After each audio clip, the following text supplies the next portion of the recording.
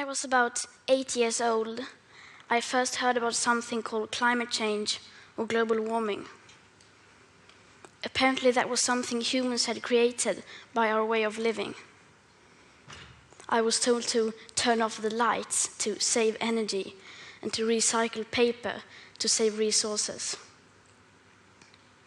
I remember thinking that it was very strange that humans, who are an animal species among others, could be capable of changing the Earth's climate. Because if we were, and if it was really happening, we wouldn't be talking about anything else. As soon as you turn on the TV, everything would be about that. Headlines, radio, newspapers. You would never read or hear about anything else, as if there was a world war going on. But no one ever talked about it. If burning fossil fuels was so bad that it threatened our very existence, how could we just continue like before? Why were there no restrictions? Why wasn't it made illegal? To me, that did not add up. It was too unreal. So when I was 11, I became ill. I fell into depression.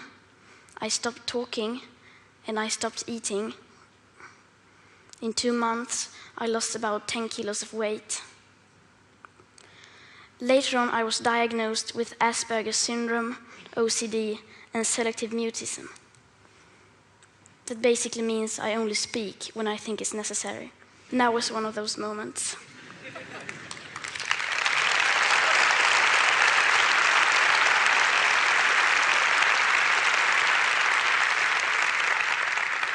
For those of us who are on the spectrum, almost everything is black or white.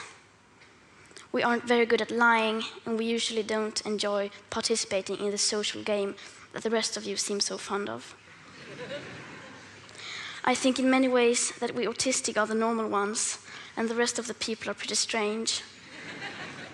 Especially when it comes to the sustainability crisis, where everyone keeps saying that climate change is an existential threat and the most important issue of all, and yet they just carry on like before. I don't understand that, because if the emissions have to stop, then we must stop the emissions. To me, that is black or white. There are no gray areas when it comes to survival. Either we go on as a civilization or we don't. We have to change. Rich countries like Sweden need to start reducing emissions by at least 15% every year. And that is so that we can stay below a 2-degree warming target. Yet, as the IPCC have recently demonstrated, aiming instead for 1.5 degrees Celsius would significantly reduce the climate impacts. But we can only imagine what that means for reducing emissions. You would think the media and every one of our leaders would be talking about nothing else, but they never even mention it.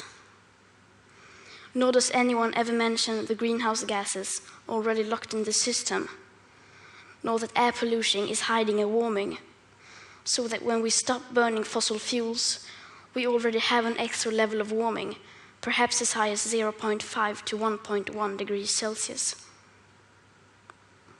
Furthermore, does hardly anyone speak about the fact that we are in the midst of the 6th mass extinction, with up to 200 species going extinct every single day. That the extinction rate is today between 1,000 and 10,000 times higher than what is seen as normal. Nor does hardly anyone ever speak about the aspect of equity or climate justice, clearly stated everywhere in the Paris Agreement, which is absolutely necessary to make it work on a global scale. That means that rich countries need to get down to 0 emissions within 6 to 12 years with today's emission speed. And that is so that people in poorer countries can have a chance to heighten their standard of living by building some of the infrastructure that we have already built, such as roads, schools, hospitals, clean drinking water, electricity, and so on. Because how can we expect countries like India or Nigeria to care about the climate crisis if we, who already have everything, don't care even a second about it or our actual commitments to the Paris Agreement? So, why are we not reducing our emissions? Why are they in fact still increasing? Are we knowingly causing a mass extinction? Are we evil? No, of course not. People keep doing what they do because the vast majority doesn't have a clue about the actual consequences of our everyday life. And they don't know the rapid changes required. We all think we know, and we all think everybody knows, but we don't. Because how could we? If there really was a crisis, and if this crisis was caused by our emissions, you would at least see some signs. Not just flooded cities, tens of thousands of dead people, and whole nations leveled to piles of torn down buildings. You would see some restrictions, but no.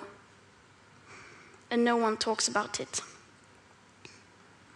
There are no emergency meetings, no headlines, no breaking news. No one is acting as if we were in a crisis. Even most climate scientists or green politicians keep on flying around the world, eating meat and dairy. If I live to be 100, I will be alive in the year 2103. When you think about the future today, you don't think beyond the year 2050. By then, I will, in the best case, not even have lived half of my life. What happens next?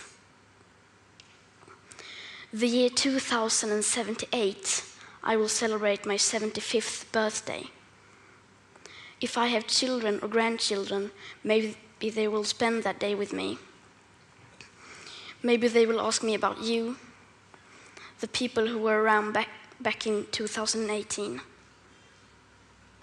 Maybe they will ask why you didn't do anything while there still was time to act. What we do or don't do right now will affect my entire life and the lives of my children and grandchildren. What we do or don't do right now, me and my generation can't undo in the future. So when school started in August this year, I decided that this was enough. I sat myself down on the ground outside the Swedish parliament. I school striked for the climate. Some people say that I should be in school instead. Some people say that I should study to become a climate scientist so that I can solve the climate crisis. But the climate crisis has already been solved. We already have all the facts and solutions. All we have to do is to wake up and change. And why should I be studying for a future that soon will be no more, when no one is doing anything whatsoever to save that future? And what is the point of learning facts within the school system, when the most important facts given by the final science of that same school system clearly means nothing to our politicians and our society? Some people say that Sweden is just a small country and that it doesn't matter what we do. But I think that if a few children can get headlines all over the world just by not going to school for a few weeks, imagine what we could all do together if we wanted to. Now we're almost at the end of my talk. And this is where people usually start talking about hope. Solar panels, wind power, circular economy, and so on. But I'm not going to do that. We've had 30 years of pep talking and selling positive ideas. And I'm sorry, but it doesn't work. Because if it would have, the emissions would have gone down by now. They haven't. And yes, we do need hope. Of course we do. But the one thing we need more than hope is action. Once we start to act, hope is everywhere. So instead of looking for hope, look for action. Then, and only then, hope will come. Today, we use 100 million barrels of oil every single day. There are no politics to change that.